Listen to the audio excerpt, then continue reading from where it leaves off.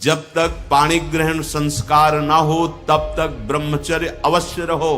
यदि उस समय तक ब्रह्मचर्य नहीं रहते तो तुम गृहस्थी को ठीक से नहीं चला पाओगे, वास्तविक अच्छे गृहस्थ नहीं बन सकते हो। जो तुम्हारी गृहस्थ की वृत्तियां हैं उनमें तुम सफल नहीं हो पाओगे। और जो 8-10 बजे तक सोता है वो कोई भी हो ब्रह्मचारी रह ही नहीं सकता। आप देखिएगा 3 बजे से लेकर के सूर्य उदय के तक अगर आप सोते तो आपका स्वप्न दोष बढ़ेगा, आपका संयम बिगड़ेगा। तो जैसे भजन आवश्यक है वैसे व्यायाम आवश्यक है, वैसे प्राणायाम आवश्यक है, वैसे आपको 2 किलोमीटर दौड़िए। 8 प्रकार के ये मैथुन है। पहला, जो हम देखते हैं उस पे सुधार करो, जो हम सुनते हैं उस पर देखो, कहीं हम ऐसी कोई बातें तो नहीं बोल रहे हैं जो काम उत्तेजना प्रकट कर दे। संकल्प भोग का बन गया तो क्रिया हो या ना हो आप ब्रह्मचर्य नहीं रह पाएंगे। मनोवाह नाड़ी, जो ही आपका चिंतन विकारात्मक हुआ वो नाड़ी घसीटती पूरे शरीर से उस सप्तम धातु को, और वो घसीट लिया, आपने क्रिया की या नहीं की, आपका चिंतन बिगड़ा हो गया, ब्रह्मचर्य ठीक नहीं, मन भयानक चंचल बदमाश होता चला जाएगा, गंदी से गंदी बात पेश करेगा आपके सामने, गंदे से गंदे आचरण करेगा, भूल जाएगा कि हम मनुष्य हैं, पशुवत आचरण में उतार देगा। और हारिएगा नहीं। आपने यदि गलत संस्कार बना लिए तो हारिए मत। कुछ समय तक बिना चाहे वो अभ्यास आपको गिराएगा, लेकिन आप बिल्कुल नियम संयम में दृढ़ रहिए, धीरे धीरे शांत हो जाएगा।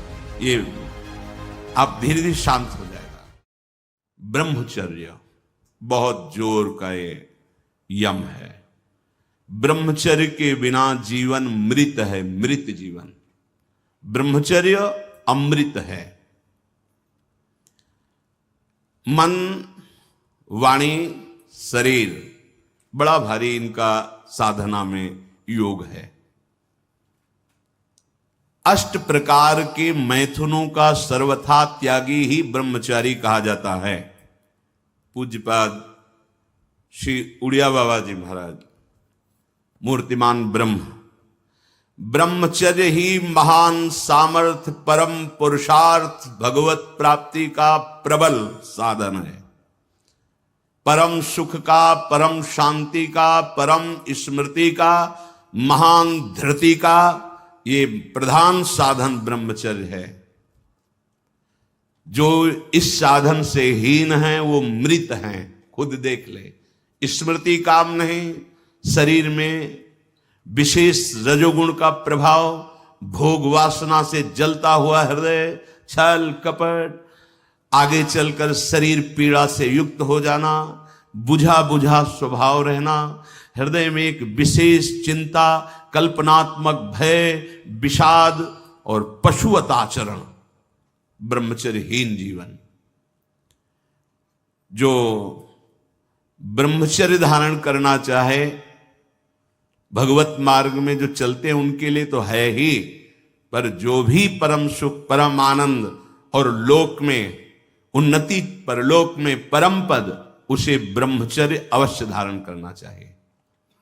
वैरागी के लिए नैष्ठिक ब्रह्मचर्य, आजीवन ब्रह्मचर्य।